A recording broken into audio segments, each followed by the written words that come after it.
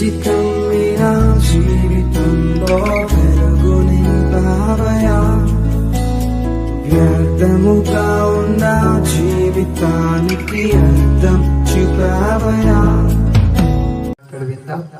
దేవుని మాటలు వినిచినప్పుడు శ్రద్ధగా ఆ మాటలను అర్థం చేసుకోవటానికి ప్రయత్నిద్దాం. నిజంగా ఈ దినమున ఈ లోకమును అనగా ఈ లోకములో మనతో కలిసి కొన్ని దినాలు పరిచర్యలో నడిచి మన యొక్క సంఘంలో చేదోడు వాదోడుగా ఉంటూ అన్ని విషయాలలో సంఘంలో ముందుంటూ ఒక పెద్దగా కొన్ని విషయాలను తెలియచేస్తూ దేవునిలో ఈ లోకములో తన జీవితము కొనసాగించినటువంటి తల్లి గారు ఈ లోకయాత్ర ముగించుకొని వెళ్ళిపోయి ఉన్నారు. నిజంగా విడిచి వెళ్ళినటువంటి తల్లి గారు ధన్యురాలు అని బైబిల్ మనకు తెలియజేయుచున్నది.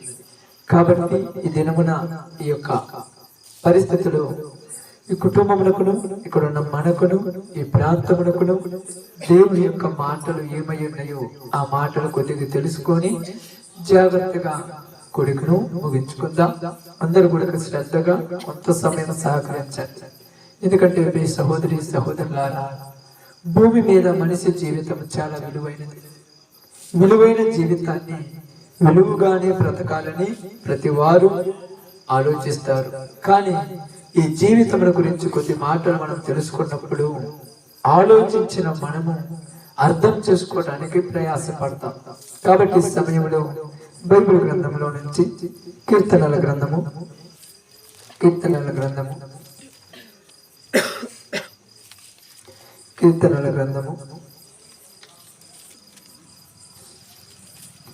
139వ అధ్యాయము 139వ అధ్యాయము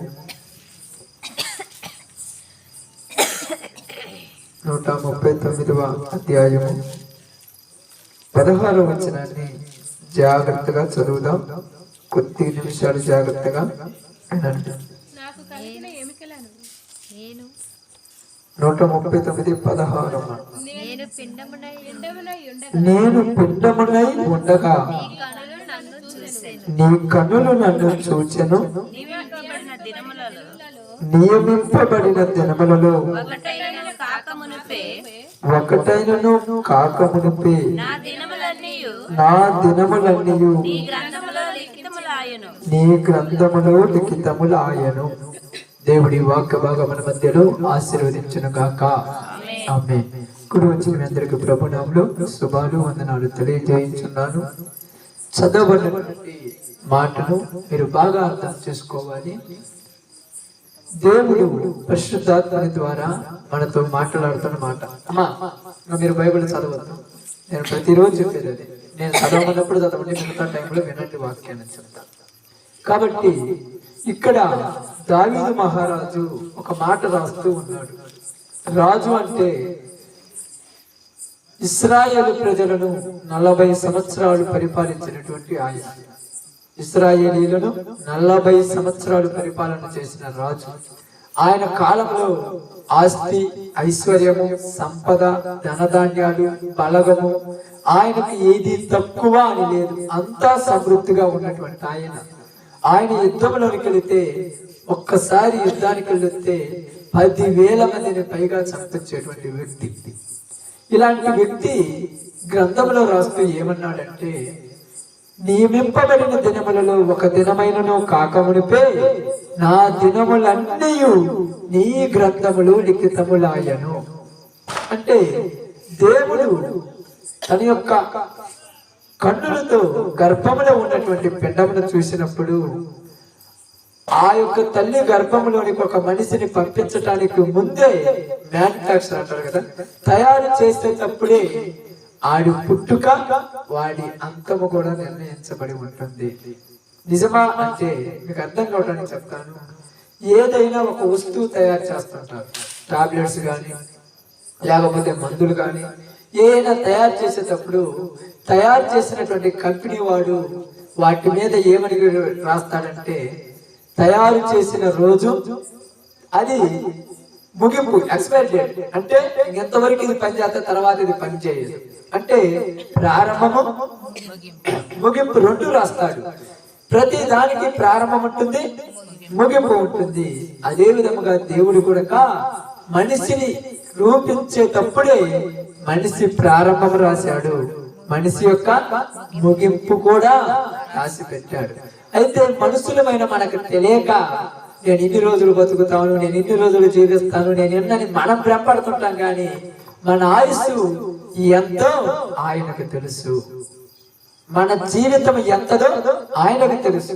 కాబట్టి ఇక్కడ ఏమంటున్నాడంటే దేవుడు ప్రతి వాడి జీవితంలో ప్రారంభం రాసిన వాడు ముగింపును రాశాడు. ముగింపు ప్రారంభం రాసిన దేవుడు జనన మరణాల మధ్య ఉన్నటువంటి కొద్ది జీవితమును మీరు మంచిగా జీవించమని భూమి మీదకి పంపించారు.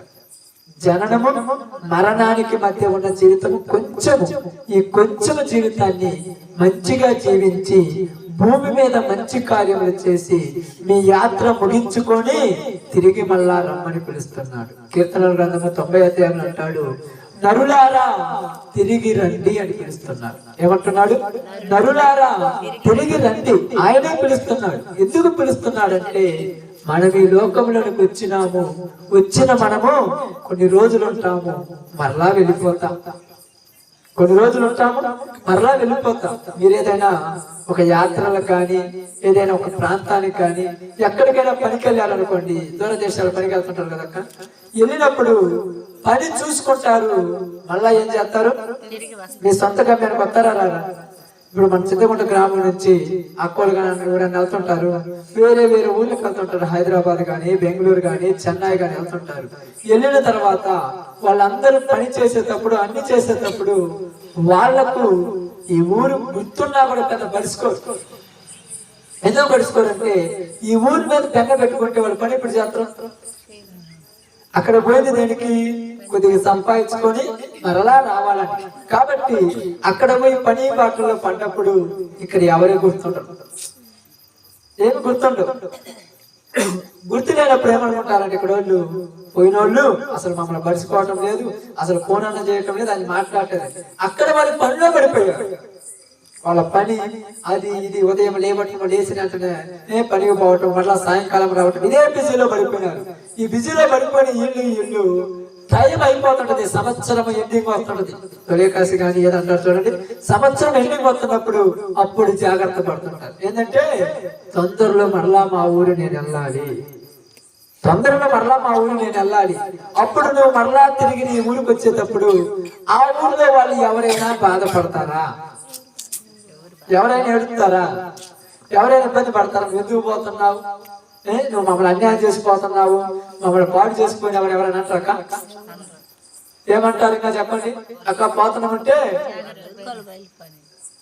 ఏమంటారు? జాగ్రత్త మీరేమన్నా మీ ఊరికి మీరు వెళ్తారు, మమ్మల్ని ఏం చేయమంటావు? మీ ఊరికి మీరు వెళ్తున్నారు, జాగ్రత్త పోండి. ఎన్ని రోజులున్నా మీ ఊరు పోవాల్సిందేగా, ఎన్ని రోజులున్నా పోవాల్సిందే. ఇప్పుడు వాళ్ళు అక్కడ నుంచి ఇక్కడికి వచ్చిన తర్వాత వీళ్ళేమనుకుంటారంటే ఈ పనులలో ఈ బాటలలో పడిపోయి మర్చిపోతారు. కానీ అక్కడ ఏం చేస్తారు తెలుసా? జ్ఞాపకం ఉంచుకుంటారు. ఇదిగో అక్కాయి ఉన్నప్పుడు ఇలా ఉన్నారు, ఇట్లున్నారు, మా బిల్డింగ్ బాగా కట్టారు, ఈ పని వీళ్ళు చేసిపోయారు అని గుర్తుపెట్టుకుంటుంటారు. కానీ ప్రతి ఒక్కరు కూడా భూమి మీదకి వచ్చినప్పుడు మనం ఈ లోకంలోనికి కేవలం ప్రయాణం యాత్ర చేయటానికి వచ్చాము. వచ్చిన మనము ఏదో ఒక రోజు మళ్ళా తిరిగి వెళతాం. అది బాగా గుర్తుపెట్టుకోవాలి. ఏదో ఒక రోజు ఖచ్చితంగా వెళతాము. వెళ్ళమని చెప్పేవాళ్ళు ఎవరు? ఖచ్చితంగా వెళ్ళాలి. ఎందుకు వెళ్ళాలంటే వచ్చింది మనము ఉండటానికి కాదు. ఏడే ఉండే పని అయితే ఇక ఎందుకు ఇదంతా? ఆయన చెప్పాడు ప్రారంభం అంటే నిన్ను ప్రారంభించిన డేటు రాశాను, నీ ముగింపు నేను రాసి పెట్టాను ముందుగానే. అందుకని ఇక్కడ మాట్లాడుతున్నాడు చూడండి, కీర్తనల గ్రంథము 39వ అధ్యాయము జాగ్రత్త చూడండి, 4వ వచనం. కీర్తనల గ్రంథం 39:4. నా అంతము ఎట్లున్నది, నా దినములు ప్రయాణములు యెహోవా నా అంతము ఎట్లు ఉండినది, నా దినముల ప్రయాణము ఎంత అయినది నాకు తెలుపుము. నా ఆయువు ఎంత అల్పమైనదో నేను తెలుసుకొనగోరుచున్నాను. ఇప్పుడు దేవుని అడుగుతున్నాడు. ఏమని అడుగుతున్నాడంటే, యెహోవా నా దినములు ఎంత, నా దినములు ఎంత? ఈరోజు మనం కూడా ఆలోచిద్దాం, మన దినాలు ఎంతమ్మా, మన దినాలు ఎంత, మన ఆయువు ఎంత తెలుసా? కొలబద్దవులను కొలుసుకున్నారా? ఎవరైనా ఆలోచించారా? నేను ఈ రోజు చచ్చిపోతాను, నాకు 48 సంవత్సరాలు, నాకు 70 సంవత్సరాలు, నాకు 90 సంవత్సరాలు గ్యారెంటీ రాసుకున్నారా? మనకు తెలియదు. మరి ఎవరికి తెలుసు? దేవుడికి తెలుసు. దేవుడికి తెలిసినప్పుడు దేవుడు ఏం చేశాడంటే, మీ ఆయువు ఎప్పుడు ఎలా గతించిపోతుందో మీకు తెలియదు కనుక మీరు ఎల్లప్పుడూ జాగ్రత్తగా ఉండాలి. మీరు ఎల్లప్పుడూ జాగ్రత్తగా బ్రతకాలి, చాలా జాగ్రత్తగా జీవించాలి. అందుకే ఇక్కడ ఏమంటున్నాడు, యెహోవా నా దినములు ఎంతో నాకు తెలియదు, నా ఆయువు ఎంతో నాకు తెలియదు. ఈరోజు నిజంగా తల్లిగారు మనం విడిచి వెళ్ళిపోవటం అనేది మనందరికీ బాధే. ఆ పోయింది కదా, అయ్యో పోయింది కదా, అయ్యో పోయింది కదా అని. కానీ బైబిల్ ఏం చెప్తుందంటే, ఆమె పోయిందని మీరు బాధపడద్దు, ఆ పోవాలి కాబట్టి వెళ్ళిపోయిందంటే. కావాలంటే చూడండి, తాళ్ళు కట్టేసి లాగినా, బీరువాళ్ళు పెట్టి తాళం వేసినా, ఎట్ట చేసినా ఉండరు. పోవాలి కాబట్టి పోవాలి. మరి మనం ఎందుకు బాధపడతామంటే, ఊరికి పోతే ఎక్కడికన్నా పోతే మళ్ళా వస్తారు కదయ్యా, ఇప్పుడు పోయినప్పుడు ఇంకా రారుగా. బాగా అర్థం చేసుకోండి. ఇప్పుడు పోతే రారుగా అంటే మీరు అర్థం చేసుకోవాల్సింది ఏంటంటే, అందుకే నేను మొట్టమొదటి మీకేం చెప్పాను, ఒక పని గురించి చెప్పాను. మనం ఒక ఊరికి పోతాం, ఇక్కడికి వస్తాం, మళ్ళా ఊరితో మనకు పని లేదు. అక్కడ కూడా ఏం చేస్తారు తెలుసా, మనతో కలిసి ఉంటారు, అన్ని చేస్తారు, కానీ పెద్దగా మన గురించి పట్టించుకోవాల్సిన పని లేదు. వెళ్ళిపోయినారు, వాళ్ళ ఊరికి వాళ్ళు వెళ్ళిపోయారు, మనము మన ఊళ్ళకి మనం వెళ్ళిపోతాం. ఎవరికి వాళ్ళు వెళ్ళిపోవచ్చింది, ఎవరు కూడా ఇక్కడ శాశ్వత కాలము నిలబడేవాడు లేడు. ఎందుకంటే చూడండి, ఒక మాట మీకు చెప్తున్నాను. యోబు గ్రంథము 14వ అధ్యాయం, జాగ్రత్త చూడండి. 14వ అధ్యాయం, యోబు గ్రంథము 14వ అధ్యాయం 5వ వచనం ఒకసారి చదువుదాం.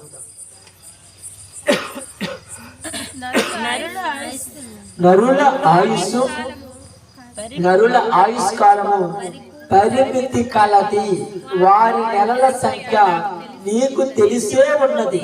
మించజాలని వయా పరిమాణము నీ వారికి నియమించి ఉన్నావు.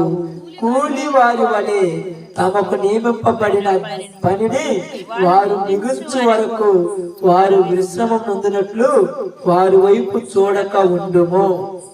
నరుల ఆయుష్ పరిమితి. ప్రతి ఒక్కరు అర్థం చేసుకోవాల్సింది ఏంటంటే, మనుషుల యొక్క ఆయుష్ పరిమితి కలది, అది అపరిమితి లేదు, పరిమితి ఉన్నది. దానికి ఒక లెక్క, ఒక పత్రం ఉంటది. ఏంటంటే మనం అంటే ఇన్ని రోజులని ఉంటది. కాబట్టి నరుల ఆయుష్ పరిమితి కలది. దేవుడే నాకు నిర్ణయం చేసి పెట్టాడు కనుక నా ఆయుష్ ఇంతలోనే కనబడి అంతలోనే వెళ్ళిపోయేది. కాబట్టి భూమి మీద నేను జీవించే రోజులు ఎన్నే, ఎందుకంటే నేను ఎక్కువేమి జీవించను. ఎందుకంటే మళ్ళా చూద్దాం. అదే విధంగా అదే యోబు గ్రంథం 12వ అధ్యాయం నేను చదివించి ఒక మంచి విషయాన్ని మీకు చెప్తాను. 12వ అధ్యాయము 21వ అధ్యాయం 21వ వచనం చదవండి. తర్వాత చూద్దాం. 21 21వ అధ్యాయం 21వ వచనం. తాము పోయిన తర్వాత తమ ఇంటి మీద వారికి చింత ఏమి, ఎవడైనను దేవునికి జ్ఞానము నేర్పునా. బాగా తాము పోయిన తర్వాత తమ ఇంటి మీద వారికి చింత ఏమి. ఇప్పుడు చింత మనకే, పోయిన వాళ్ళకి చింత ఉంటదా? అసలు దిగులు ఉంటదా? అసలు బాధ ఉంటదా? మీరు అనొచ్చు, ఎందుకు ఉండదయ్యా దిగులు లేదు, చింత లేదంటే ఒకటే చెప్తున్నాను చూడండి, వెళ్ళిపోయిన తర్వాత వాళ్ళు పెద్ద పట్టించుకోరు. ఎందుకంటే ఇందాక మీరు చెప్పాను కదా, ఇప్పుడు నీ సొంత ఊరుకు వచ్చిన తర్వాత వాటి గురించి ఆలోచిస్తావా? అయ్యో అక్కడ బిల్డింగ్ కట్టి వచ్చాను, ఆ బిల్డింగ్ కొద్దిగా ఇబ్బందిగా కట్టాను, అది పడిపోతే ఏమవుతుంది దిగులు పడతారా? నా సొంత ఊరు నేను వచ్చాను, నా ఊర్లో నేను ఉంటున్నాను, ఇంకా వాటి గురించి నాకేమి చింత. ఈ రోజు మనందరం అనుకోవచ్చు, తల్లి గారు ఈ లోకయాత్ర ముగించి వెళ్ళిపోయింది, ఆమెకు మన గురించి చింతపడాల్సిన పని లేదు, ఆమెకి చింతే ఉండదు, ఆమె యాత్ర ముగించుకుంది, ఆమె వెళ్ళిపోయింది. కానీ మనందరికీ అర్థం కావడానికి ఆమె తెలియజేసిన సందర్భం గాని, ఆమె చెప్పిన ఆశ గాని, ఆమె మనసులో ఉన్న కోరిక గాని ఏమై ఉంటదని బైబిల్ మనకు తెలియజేస్తుందో మీకు చెప్తాను. 2వ రాజుల గ్రంథము 2వ అధ్యాయము జాగ్రత్త చూడండి, ఏమై ఉంటుందో. ఈ రోజు దావీదు మాట్లాడినటువంటి ఆ మాటనే మీకు చెప్తున్నాను. 2వ రాజుల గ్రంథము లేకపోతే మొదటి రాజుల గ్రంథం చూడండి, రాజుల మొదటి గ్రంథము 2వ అధ్యాయము. దావీదు దావీదునకు మరణకాలము సమీపింపగా అతడు తన కుమారుడైన సొలొమోనుకి ఇలాగూ ఆజ్ఞ ఇచ్చెను, లోకులందరూ పోవలసిన మార్గమున నేను పోవుచున్నాను. ఆమేన్. ఏ టైం అంటది? మరణకాలము సమీపించింది. ఆ మనిషి చచ్చిపోతారని ఆ మనిషికి ఎప్పుడు తెలుస్తుందా? బాగా గమనించాలి, తెలుస్తుందా? చివరి క్షణాల్లో ఉన్నప్పుడు అర్థమవుతుంది. కొద్దిగా దావీదు గురక వయసు ముదిరిపోయింది, వయసు అయిపోయింది, చనిపోయే సమయం వచ్చేసింది. ఇప్పుడు ఆయన మాట్లాడుతూ ఉన్నాడు, దావీదునకు మరణకాలము సమీపించగా ఆయన ఏమంటున్నాడంటే తన కుమారుడైన సొలొమోనుని పిలిచాడంట. సొలొమోనుని పిలిచి ఏం చెప్తున్నాడు? ఏమంటున్నాడు? లోకులందరూ పోవలసిన మార్గమున నేను పోతున్నాను. లోకులందరూ అంటే మా తాత పోయాడు, మా నాన్న పోయాడు, నేను పోతున్నాను, తర్వాత నువ్వు కూడా పోతావు. ధైర్యం చెప్పేటువంటి మాట చూడు ఎలాగుంటుందో.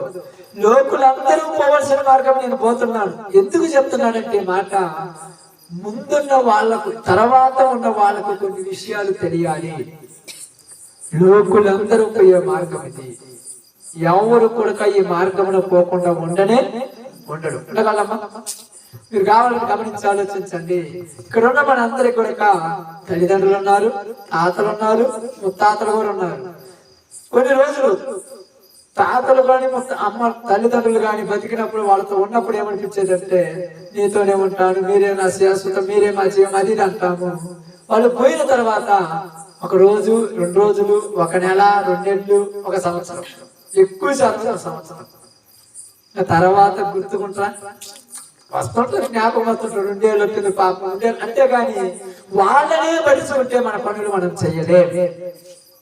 అందుకని ఆయన ధైర్యం చెప్తున్నాడు కుమారుడికి, నాయనా నేను రాజ్యాన్ని నీకు అప్పగిస్తున్నాను, ఆస్తి ఐశ్వర్యం నీకు అప్పగిస్తాను, సంపద నీకు అప్పగించాను, ఇవన్నీ నీకు ఎత్తున్నాను. ఇవన్నీ ఎత్తున్నప్పుడు నా ఆయుష్ తీరిపోయింది నాయన, నాకు వయసు తగ్గిపోయింది. ఈ రోజే కాకుండా రేపే నేను చనిపోవాల్సింది. నేను చనిపోయే రోజు దగ్గర పడింది. ఎందుకంటే నా ముందున్న వాళ్ళు నాకు నేర్పించింది ఏంటంటే 90 సంవత్సరాలు బతికినా, 100 సంవత్సరాలు బతికినా, 969 సంవత్సరాలు బతికినా చచ్చిపోవాల్సిందే, వెళ్ళిపోవాల్సిందే. కాబట్టి నేను నీకేం చెప్తున్నాను, నా ఆయుష్ తీరిపోతుంది, నా యొక్క చివరి క్షణాలు తీరిపోతున్నాయి. ఈ చివరి క్షణాలు నేను వెళ్ళిపోయే ముందు నేను నీకు ఒక విషయం చెప్పాలనుకుంటున్నాను. ఏం చెప్పాలనుకుంటున్నాడంట? ఒక విషయం చెప్పాలనుకుంటున్నాడు. ఈ రోజులలో మనందరం అర్థం చేసుకుంటామంటే ఏం చెప్పిండ్రు, ఏం చెప్పిండ్రు, ఏం చెప్పిండు, ఏం చెప్పిండ్రు, ఏం చెప్పిండ్రమ్మా, ఏం చెప్తారు? దావీదు ఏం చెప్పాడంటే, నీవు నీతి, న్యాయము, పద్ధతిగా దేవుని ఇష్టానుసారంగా బ్రతుకు అని చెప్పాడు. నీవు ఎలా బ్రతకాలి? దేవునికి నచ్చినట్టుగా, నీతిగా, న్యాయముగా బ్రతుకు. ఎందుకు ఇలా బ్రతకాలంటే, ఇలా బ్రతికితే నీవు, నీ కుటుంబము, నీ పిల్లలు, నీ పిల్లల పిల్లలు ఆశీర్వదించబడతారు అని చెప్పాడు. ఆస్తిని ఇంత సంపాదించాను ఆయన, ఈ ఆస్తి నువ్వు బాగా కూడబెట్టుకో, ఇది కూడబెట్టుకో అని చెప్పడా.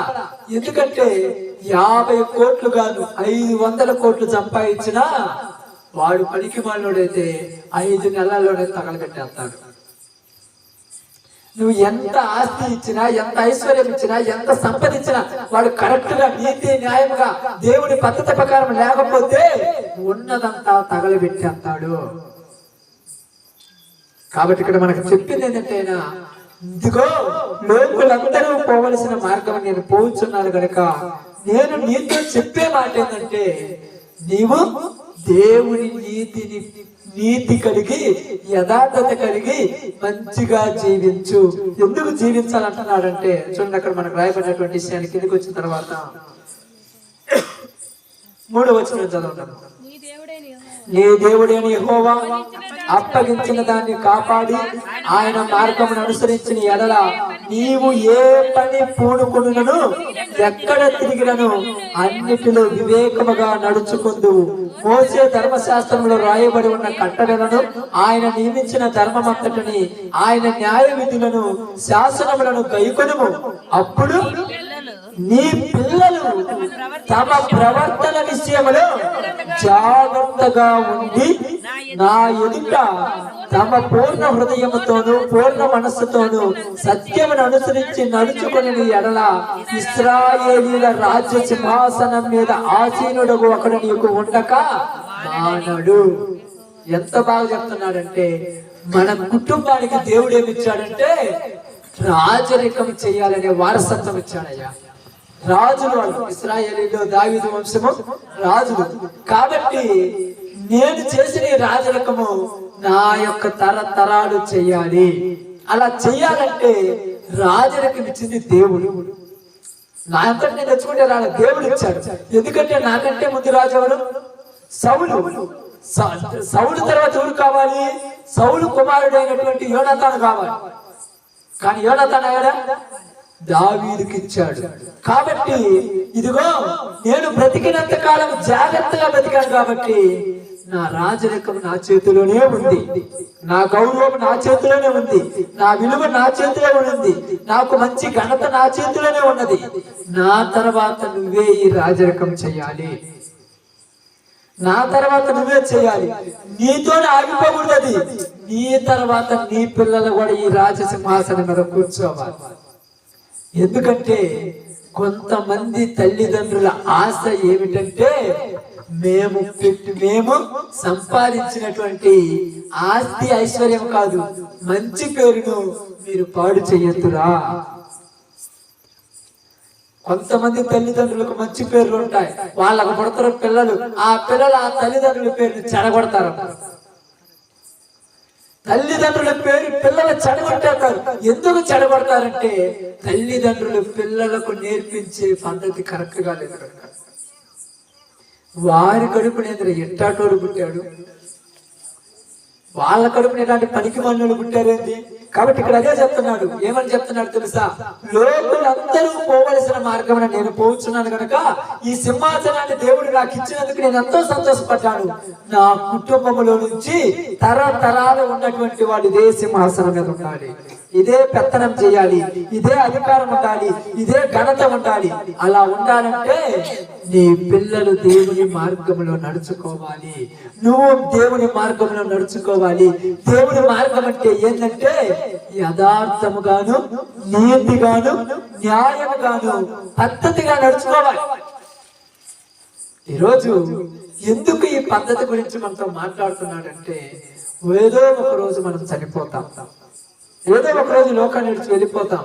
వెళ్ళిపోయిన తర్వాత జనముని ఏమనకూడదు తెలుసా? దరిద్రం పోయిందిరా అనకూడదు, మంచివాడు పొయ్యాడురా అని తట్టుండాలి. సగం తలకాయలో పొందిరా ఇరిపోతే అయ్యా అనే తట్టు ఉండకూడదు, మంచివాడు పొయ్యాడు అనే తట్టు బతకాలి. అందుకని ఇక్కడ ఏమంటున్నారు తెలుసా? ఈ సింహాసనము నా తర్వాత నువ్వెక్కావు, నీ తర్వాత నీ కుమారుడు ఎక్కాలి, నీ కుమారుడి తర్వాత నీ మనవడు ఎక్కాలి, నీ మనవడి తర్వాత నీ మనవడు అందరూ ఇదే సింహాసనం మీద ఉండాలి. అలా ఉండాలంటే పద్ధతి కలిగి జీవించాలరా మీరు అని చెప్తున్నాడు. ఏ వయసులో చెప్తున్నాడు? మరణకాలం మరణ కాలం వచ్చినప్పుడు, చనిపోయే దినాలు వచ్చినప్పుడు, నిజంగా ఆ సందర్భంలో తల్లి గారి విషయంలో నేను చూశాను. దగ్గరికి వచ్చాను. నిజంగా రోజు ఇక్కడికి వచ్చినప్పుడు అక్కడే మంచం మీద పడుకుందామా, ఆదివారం ఉదయాన్నే ప్రార్థన చేసుకుని పొదమని వచ్చాను. ఆటోకి ఆపాను, ఇక్కడే ఆపాను, లోపల ఆటో ఆడాపాను, ఆ గేట్ కాడ లోపలికి వచ్చాను. వస్తే ఆ మాట్లాడుతూ ఉన్నది, అయ్యా నేను బతుకుతానా, నీకేమైంది మా అన్నాడు. నాకు ఇప్పుడు అట్నే బాగలేను అంటుంటది. అప్పుడప్పుడు నాకు బాగలేదయ్యా, ఆయాసం వస్తుంది, అది అంటుంటది. ఏమైందంటే ఏం లేదయ్యా, 3 గంటల సమయంలో అంకవులు పట్టుకున్నట్టయింది, నోరు రావటం లేదు, గుండెలంతా నొప్పిగా ఉంటుంది, మాత్ర వేసుకున్నాను అన్నాను. అయితే మాత్ర వేసుకుంటే ఇప్పుడు బాగుంది కదంటే, ఏదో కొద్ది విషయాలు ఉన్నాయా అన్నది. అయితే డ్రామాలు వేద్దామంటే ప్రార్థన చేయమంటే ప్రార్థన చేశాను. అట్లా లేచింది, మళ్ళా పడుకోండి, నేను రాలేను ప్రార్థన కంటే, ఓకే నేను వెళ్ళిపోయాను, కాయలు పంపించాను. అప్పుడు నేనేం చెప్పానంటే, హాస్పిటల్ పోదాం రామంటే, వదిలేయ ప్రార్థన ఆపకూడదు, నువ్వు వెళ్ళు ప్రార్థనకు, ఇబ్బంది ఏం లేదు అన్నది. తర్వాత మరుసటి రోజు ఉదయం సోమవారం పొద్దున వచ్చాక సెలాయిని పెట్టుకున్నారు, పక్కన కాయ కూర్చోడు. నిజంగా నాకు అర్థమైంది ఏంటంటే, మనిషి జీవితము ఎన్నో రోజులు పట్టదు, ఒక్క నిమిషం చాలు ఆయుష్ పోవటానికి, ఒక్క గడియ చాలు. కానీ ఆమె చివరి దినాలలో బాధపడుతూ సంతోషపడుతూ ఉన్నదంటూ ఏంటంటే ఒకటే ఒక బాధ ఉంది, నా కుటుంబము ఈ మార్గంలో ఉండాలి. ఆమె సంతోషం ఏంటంటే, నేను ఈ రోజు వరకు దేవుళ్ళలోనే ఉన్నాడు, దేవుళ్ళలోనే పోతున్నాను, నేను పరలోకం పోతున్నాయి అన్నమాట. నేను నిన్నటి కూడా ప్రార్థనకు వచ్చానయ్యా, నేను నిన్న కూడా ప్రార్థనకు వచ్చాను మీతోటి, ఈ రోజు నన్ను దేవుడు పిలుచుకుంటున్నాడు, మీరు జాగ్రత్త. ఎందుకంటే ప్రియ సహోదరి సహోదరులారా, ఈ రోజు మనందరికీ దేవుడు తెలియజేస్తున్న మాట ఏంటంటే, దావీదు మహారాజు తన కుమారుడికి చెప్పినట్టుగా దేవుడు మనకో చెప్తున్నాడు, లోకులందరూ ఈ మార్గమున పోతారు. అప్పుడు పోయినటువంటి వీళ్ళు ఏమై ఉంటారు, దెయ్యాలై ఉంటారా? దెయ్యాలు అవుతారమ్మా, తెలుసా కాదా? అవుతారా? అవరు. అవనప్పుడు మరి ఎందుకు మనుషులకి ఎంత భయాలు? రోజు మామూలు చెప్పాలంటే ప్రార్థన కదా, ప్రార్థన జరగాలి. మొన్న ఆ రోజు ఆమెను భూస్థాపన చేసేటప్పుడు కూడా నేను చూశారు కదా, ఇంతకుముందు అయితే మేమైతే అసలు దగ్గర పడుకోండి, ఇప్పుడైతే నేను పట్టుకున్నాను, అది చేస్తున్నాను. ఇప్పుడు ఎక్కడ ఎవరి దగ్గర నేనే పట్టుకుంటుంటాను. ఎందుకంటే శరీరంలోనికి పోతుంది, ఆత్మ దేవుడు తీసుకెళ్ళిపోయారు. మనం పెట్టే టెన్షన్ పడాల్సిన పని లేదు. కొంతమందిని ప్రార్థన ఇంటికాడ పెడుతున్నారు రమ్మంటే, ఆమె ప్రార్థన నాకు పని ఉందంటారు, అని కాదు అయ్యం భయం అంటే, నేను దేవుని ఎంతగానే ఇన్ని చేసి నీకే భయం అనేది నాకు అర్థం కాదా? ఇది మట్టిలో కలిసిపోయే శరీరం అమ్మ, మీకు అర్థం కావడానికి చెప్తా చూడండి. మీరు ప్రతిరోజు పండ్లు కలుపుతుంటారు, పండ్లు కలిపోతుంటారు, ఏదో పనికి ఆ ఊరికి పొలాలకు వెళ్ళిపోతున్నప్పుడు మీ కళ్ళ ముందే కనపడుతుంటాయి అక్కడ సమాధులు ఉంటాయి, దాని మీద కూడా నడిచిపోతుంటారు. ఒకసారి పనిలో మీద అది పట్టించుకోరు. అదే ఒంటరిగా ఉన్నప్పుడు ఆడి బొమ్మటే ఆడి కొద్ది పోకూడదు అనమాట. అవునా కదా? అంటే ఇక్కడ ఎందుకు చెప్తున్నానంటే, మనుషులు దెయ్యాల ఒక భ్రమలో పోయారు. లోకం అంతా ఒక భ్రమలోకి వచ్చేసిండ్రు. మనుషులు దెయ్యాలు కారు, ఇది ఖచ్చితంగా గుర్తుపెట్టుకోవాలి. మరి దెయ్యాలు కాకపోతే ఎన్ని ఎక్కడి నుంచి వచ్చాయి? చాలా చాలా చేస్తున్నారు కదా అక్క, అయ్యో చేస్తుంటారు, ఏమి పెడతారు, అయ్యి పెడతారు, ఇవి పెడతారు, అది అంటారు, ఇది అంటారు, ఏదో అంటుంటారు. నేనైతే అసలు ఆ రోజు ఏం అవసరం లేదని చెప్పాను. ఎందుకయ్యా ఏమి లేకుండా? ఎందుకంటే ఆమె దినమును దేవుడు రాశాడు. ఇప్పుడు మనం ఏదో పెడితే ఆమె స్వర్గానికి పోదు, మనం ఏదో చేయటం వల్ల ఆమె స్వర్గానికి వెళ్ళిపోదు. భూమి మీద ఆమె జీవించిన జీవితమే ఆమె స్వర్గానికి వెళ్ళాలో నరకానికి వెళ్ళాలో తీర్మానం చేస్తుంది. నేను తిరిగినంత కాలం తిరిగి తాగి తందనాలాడి వ్యభిచారాలు చేసి దొంగతనాలు చేసి మోసాలు చేసి వాళ్ళ మీద ఏళ్ళ మీద గొడవలు పెట్టుకొని ఎన్నెన్నో చేసి చివరిలో నేను చచ్చిపోయిన తర్వాత నాకేదో ఒక దీపరాజునో లేకపోతే ఒక పెన్నాం పెట్టు ఏదో ఒకటి పెట్టేది నేను స్వర్గానికి పోతాను అనుకుంటున్నావా? నా క్రియలు నన్ను స్వర్గానికి తీసుకెళ్ళేది. మరి అయితే దెయ్యాలు ఎక్కడి నుంచి వచ్చాయని డౌట్ వస్తే, ఈ దెయ్యాలు అనేది అపవాది సంబంధమైనవి. ప్రారంభంలో దేవుని యొక్క సింహాసనాన్ని లూసిఫర్ కావాలనుకున్నప్పుడు, ఈ లూసిఫర్ ఏమన్నా బాగా, ఈ లూసిఫర్ దేవుడితో సమానంగా ఉండాలనుకున్నప్పుడు దేవుడు లూసిఫర్ అక్కడి నుంచి నెట్టేశాడు. అది పడిపోతూ దానితో పాటు కొన్ని సమూహాలను తీసుకొచ్చుకుంది. అయ్యే ఇప్పుడు మనం ఏమంటున్నాము, దెయ్యములు అంటున్నాం. ఇప్పుడు వచ్చేటటువంటి వాళ్ళు ఏం చేస్తారు తెలుసా, పేరు పెట్టుకొని వస్తారు. సుబ్బులమ్మను, వెంకమ్మను, మా వెంకటేశ్వరు, ఈయన పేర్లు పెట్టుకొని వస్తారు. ఈ పేరు ఎందుకు పెట్టుకోనంటే మా పేరు చెప్తే నువ్వు నమ్మవుగా. ఇప్పుడు ఈ పేరు చెప్తాను కదా, అదే మొన్న నెలలో చనిపోయింది, అయ్యో ఈ మన చుట్టే తిరుగుతుంది, అయ్యో పోవాలంటే ఏం చేయాలి. నేను రోజు ఆమె ప్రార్థన చేసుకున్నాను, రోజు నైట్ చదివి పెట్టిపోయాను, రోజు పోయాను, నా చుట్టే తిరగలేదు అసలు. బాగా మంచి ఆలోచించండి. మనుషులకు అర్థం కానిది దేవుడు అర్థమయ్యేటట్టు ఏం చెప్తున్నాడంటే, శరీరంలోనికి పోయింది, ఆ మట్టిలోనికి పోయింది, ఆ మట్టి ఆత్మ తన దేవుడి దగ్గరికి వెళ్ళిపోయింది. వెళ్ళిపోయిన తర్వాత అక్కడ దేవుడు ఏమంటున్నాడంటే, ఇదిగో నీవు భూమి మీద నుంచి బతికి వచ్చినంత కాలము ఎలా బ్రతికావని అక్కడ అడుగుతాడు దేవుడు. అడుగుతాడు, లెక్క అడుగుతాడు. 10 దానికి మీరు అనొచ్చు, లెక్క అడుగుతాడయ్యా, అడిగితే మనం ఎందుకు చెప్తానండి, మీకు అర్థం కావడానికి చెప్తాను. ఎగ్జాంపుల్ మాట, ఉదయాన్నే 9 గంటల పని పాత్ర పోరు, పథకాలు పోయాలి కదా పోతారు. సాయంకాలం 8 గంటల పత్రిక 10 నుంచి 4, 3, 5 క్యాజువల్ టైం అంటే 5 అంతే కదా. 5 గంటలకు వచ్చిన తర్వాత ఇంటికి వచ్చి ఇంట్లో నువ్వు పోయి అన్నం వండుకొని తింటావు, మేలకొని పడుకుంటావు, అయిపోద్దా?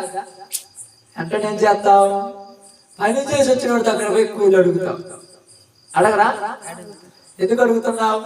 పొద్దుగూకులు నేను పని చేశాను. ఇప్పుడు కూలిచ్చేవాడు ఏం చేయాలి? నీ పనికి బట్టి నీకు కూలిస్తాడంతే. నువ్వు ఎంత పని చేస్తే దానికే కూలిస్తాడు. ఈ రోజుల్లో అయితే గుంపులు పోయింది అంటున్నారు, కానీ ఎక్కడికైనా వెళ్ళినప్పుడు అది మొటాలో కానీ ఏదైనా పని చేసేటప్పుడు ఏం చేస్తారంటే, చేసిన దానికే కూలి. 10 మూటలు మొత్తే 10 రూపాయలు, 3 మూటలు 10 100 రూపాయలు, 100 మూటలు మొత్తే 1000 రూపాయలు. చేసిన దానికి ఎప్పుడైనా కేజీలు పెరగాలి కానీ కేజీలు పత్తి తెస్తుంటారు చూడండి. వాళ్ళు ఎలా చేస్తారంటే, వాళ్ళు చేసిన దానికే కూలి ఇస్తారు, ఎక్స్టెండ్ ఇయ్యరు. అదే విధంగా దేవుడు కూడా ఏమంటారంటే, భూమి మీద నువ్వు చేసిన దానికే రేపు తీర్మానం. నేను ఏమేం చేస్తుంటా మొత్తం తెలుసు, నేను చేసిన ఆయనకంటే తెలుసు అంటే, ఆయన ఏం చెప్పాడు, మన దినములన్నీ ఆయన గ్రంథంలో రాసుకున్నాడు. ఏ రోజు ఏం చేస్తున్నావో, ఎక్కడ ఏది మాట్లాడుతున్నావో, నీ హృదయంలో ఏమనుకుంటున్నావో, నీ మనసులో ఏం ఆలోచిస్తున్నావో మొత్తం ఆయన తెలుసు.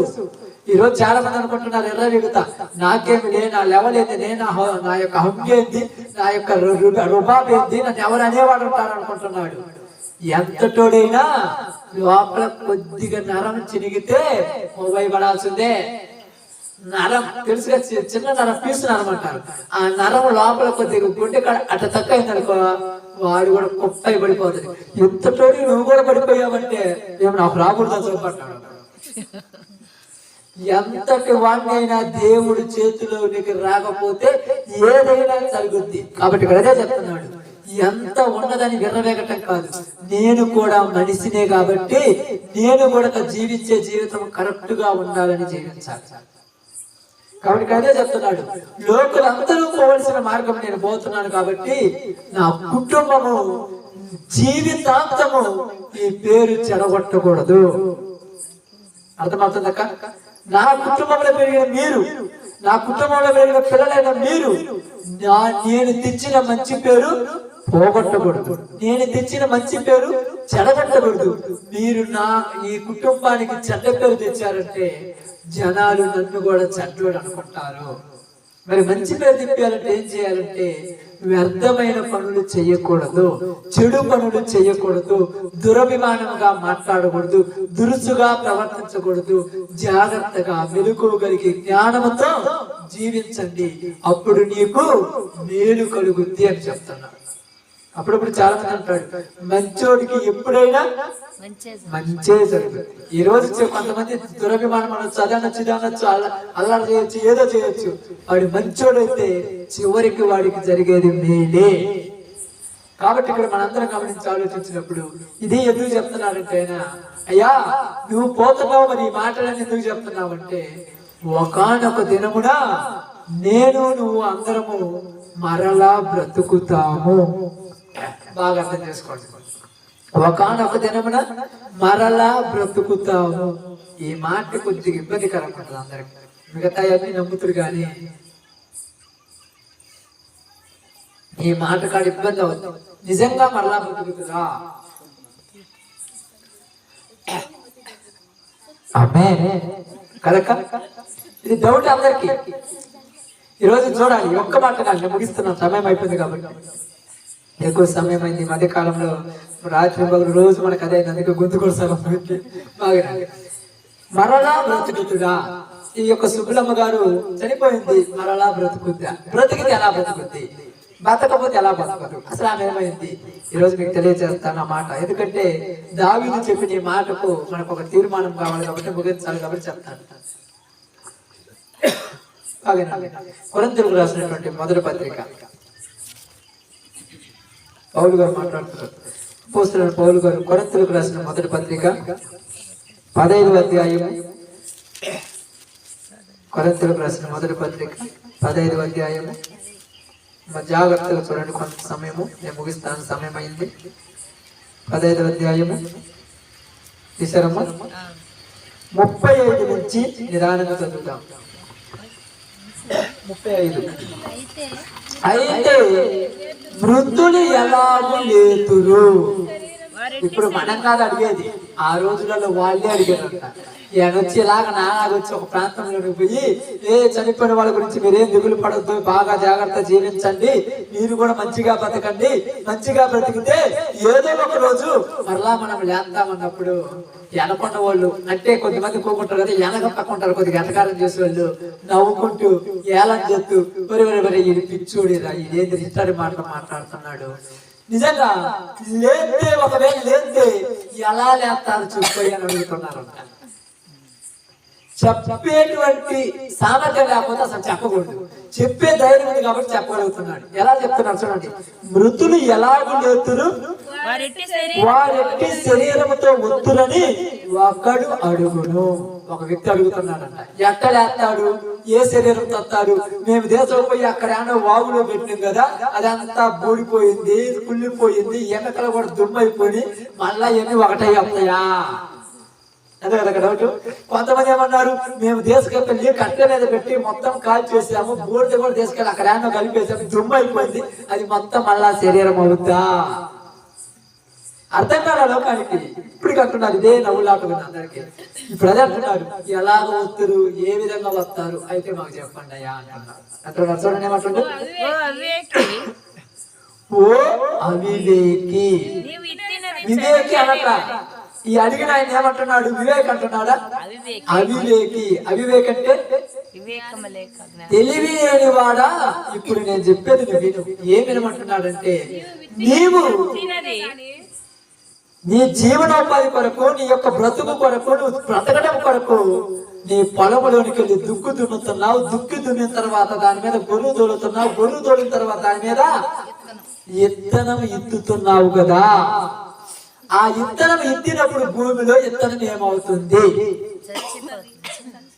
ఇప్పుడు చెప్పండి అక్క, మీరు అందరు ఇత్తుతున్నారు కదా, ఇత్తనాలు వేస్తారు కదా, మరికాలం వేసారు కదా అందరూ, కంది గాని, జొన్న గాని, సొంత గాని ఇవన్నీ వేసారు కదా.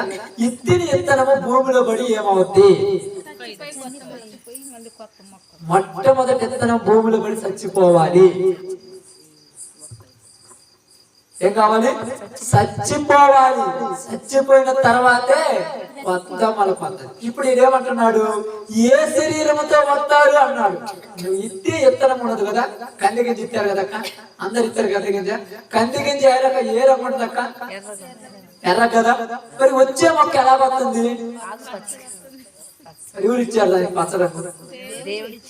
ఎవరిమన్నా మనం భూమి లోపల అన్నిటికీ రంగులు వేసామేమన్నా? మరి భూమి లోపల ఉన్నటువంటి ఆ ఇత్తనానికి పచ్చ రంగు ఎవరిచ్చాడు? ఆఫ్టర్ నీ కళ్ళ ముందున్న ఇత్తనానికి పచ్చ రంగు ఇచ్చిన దేవుడు చనిపోయిన శరీరాన్ని మరలా లేపలేడా? జ్ఞానం కలగటానికి, మన అర్థం కావటానికి ఎంత బాగా రాశాడంటే, ఓ అవివేకి, నీ విత్తిని ఇత్తనం ఏదైనా సరే అన్నాడు. ఏమని చూడండి, అది చచ్చితేనే కానీ బ్రతికింపబడదు కదా. నీ విత్తు దానిని చూడగా అది గోధుమ గింజైనను సరే, మరి ఏ గింజైనను సరే, ఒట్టి గింజనే విత్తుచున్నావు కానీ పుట్టపోవు మొక్కను ఎత్తటం లేదు. ఇత్తే ప్రతి వాళ్ళకు గింజనే ఎత్తుతున్నావు, కంది మొక్కలు ఏమి నాటడంలో తీసుకుపోయి మనం, జనమ మొక్కలు ఏమి నాటడంలో తీసుకుపోయి, రాగి మొక్కలు ఏమి నాటడంలో తీసుకుపోయి, ప్రతి వాళ్ళము పొగాకు మొక్కలు ఏమి నాటడంలా, ప్రతి వాళ్ళము ఇచ్చింది ఇత్తనాలే. పొగనారు తెలుసు అందరికి తెలుసుగా. పొగాకు గింజలు ఎలా ఉంటాయి అక్క? సన్నగా ఉంటాయి. ఏ రంగు ఉంటాయి? నల్లగా ఉంటాయి. అందరికి మనకు పరిచయం ఎందుకు కూడా చదువుతున్నారు. నల్ల గింజలు ఇత్తేస్తా, మొత్తం అట్టేస్తా. వేసినప్పుడు ఎన్ని గింజలు చల్లుతావు ఆ యొక్క పొగనారు మీద, ఆ యొక్క దొడ్లు? ఎన్నో లెక్క ఉండదు. ఒక 100 చెప్తున్నా, ఒక 100 గింజలు అనుకున్నాం. 100 గింజలు చల్లినప్పుడు 100 గింజలు మళ్ళా ముడుతాయి. ఏ విత్తనానికి ఆ యొక్క మొక్క వస్తుంది. నువ్వు ఇత్తిన విత్తనము అది పొగాకు విత్తనం అయితే పొగాకు మొక్క వస్తుంది, కంది విత్తనం అయితే కంది మొక్క వస్తుంది, జొన్న విత్తనం అయితే జొన్న మొక్క వస్తుంది, సొంత విత్తనం అయితే సొంత మొక్క వస్తుంది. నువ్వు ఏ విత్తనాన్ని ఎత్తుతావో అదే మొక్క వస్తుంది. ఇప్పుడు ఇత్తేని విత్తనాన్ని మరి మొక్కనిచ్చింది ఎవరు? ఎప్పుడైనా ఆలోచించారా? మనకేం తెలుసు? ఇత్తుకుంటున్నాము, కోసుకుంటున్నాము, తెచ్చుకుంటున్నాము, అమ్ముకుంటున్నాము. దాని గురించి ఏమైనా తెలుసా? ఎవరైనా ఆలోచిస్తారు అసలు వీళ్ళ గురించి? వీళ్ళ గురించి ఆలోచించడమే మర్చిపోయాం. బాగా పండితేనే బాగా పండింది అంటాము, పండకపోతేనే ఈసారి బాగా పండలేదు. ఆ ఇత్తిన మొక్కకి ఎలా వస్తుందో తెలుసా? ఆ మొక్క వచ్చిన తర్వాత అన్ని జరుగుతుంటాయి. కాబట్టి నువ్వు ఇచ్చిన ఇత్తనమే మరలా శరీరాన్ని ఇచ్చిన నేను నీకు శరీరాన్ని ఇవ్వలేనా? ఇప్పుడు మీ అందరికి డౌట్ రావచ్చు, మరి ఈ శరీరం ఏమైందంటే కంది మొక్క కంది గింజ ఎత్తిన తర్వాత పై పొట్టు ఏమైందమ్మా దాంట్లో? అది మట్టిలో కలిసిపోయింది కదా. అలాగే ఇది కూడా మట్టిలో కలిసిపోయింది. మరి ఎత్తనం ఎక్కడి నుంచి వచ్చిందంటే ఇదిగో ప్రకృతి సంబంధమైన శరీరముగా విత్తబడి ఆత్మ సంబంధమైన శరీరముగా లేపబడును. ఎత్తబడేది ప్రకృతి సంబంధమైంది. ఈ శరీరము అంతరించిపోయేది. రేపు వచ్చే శరీరము ఇక ఎన్నటికీ అంతరించదు. నిజముగా అంటే యోహాను సువార్త 5:28 చూడండి. యోహాను సువార్త 5:28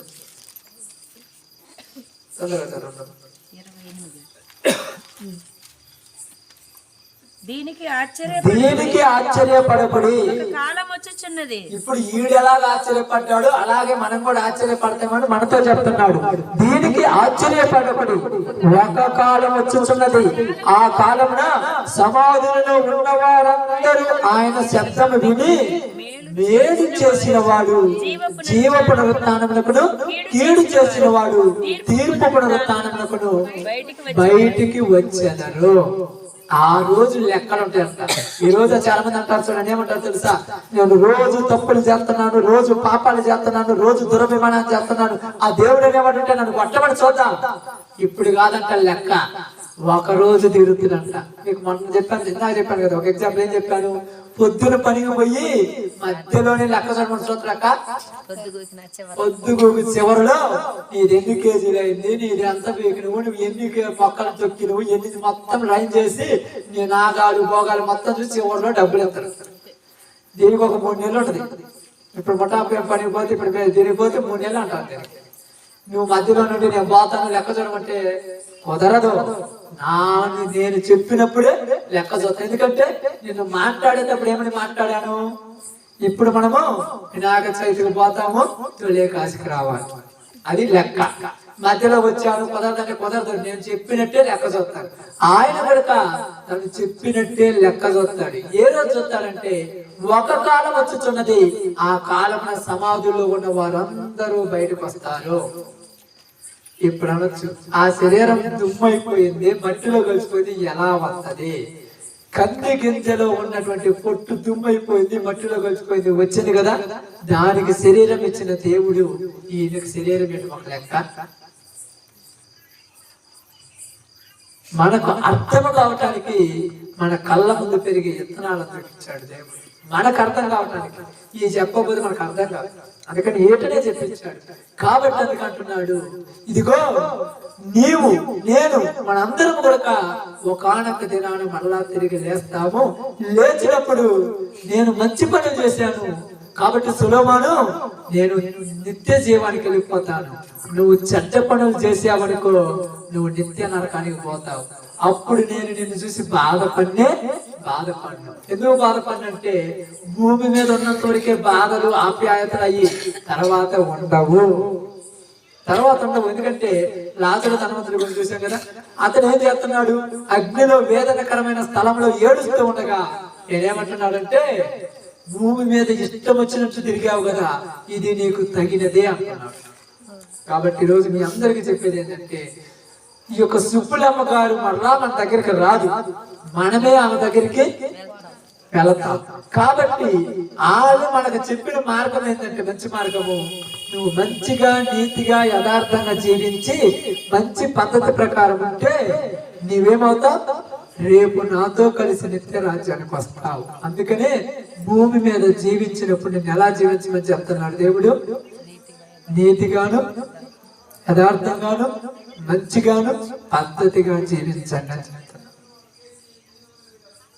బాగా అర్థం చేసుకోండి, ఇలా చెప్తున్నాడు. కాబట్టి దావీదు మహారాజు ఎలాగైతే తన కుమారుడికి చెప్పాడో, ఈ రోజు దేవుడు మనకు అదే చెప్తున్నాడు. కాబట్టి మన దినాలన్నీ ఆయన దగ్గర రాయబడి, ప్రారంభం తెలుసు దేవుడికి, ముగింపు తెలుసు.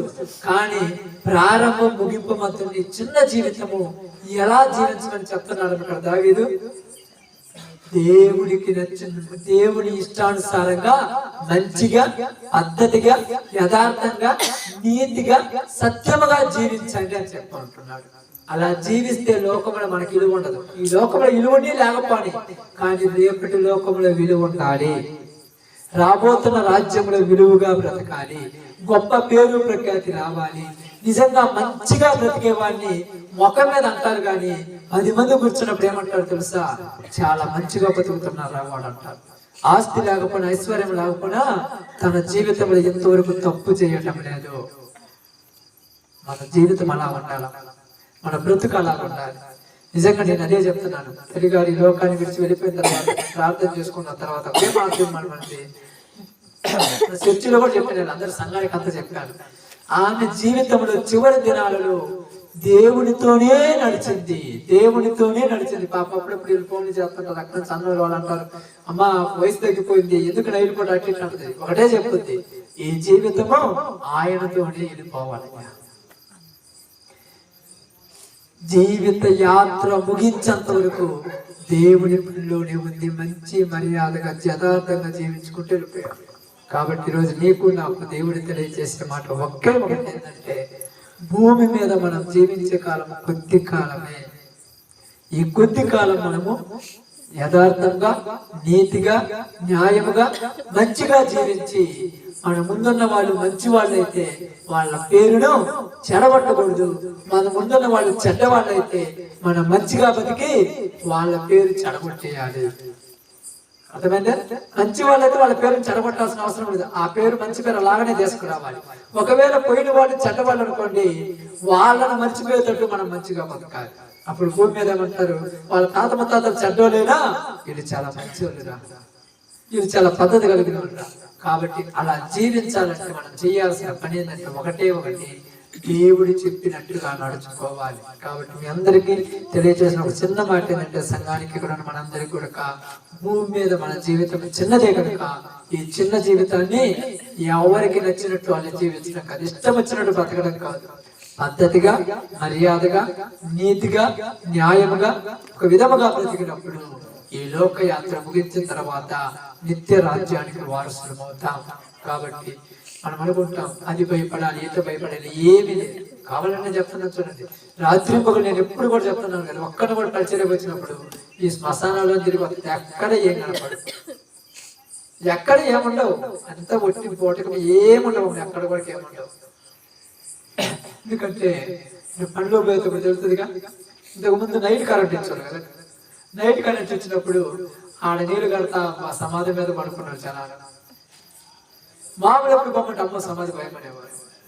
కానీ ఎందుకు చెప్తున్నానంటే ఏమీ లేదు, మన బ్రతికే మనకు తీర్మానం చేసేది. కాబట్టి మనం యథార్థంగా బ్రతికి నీతిగా బ్రతికి నిత్య రాజ్యానికి వారసులం అవుతాం.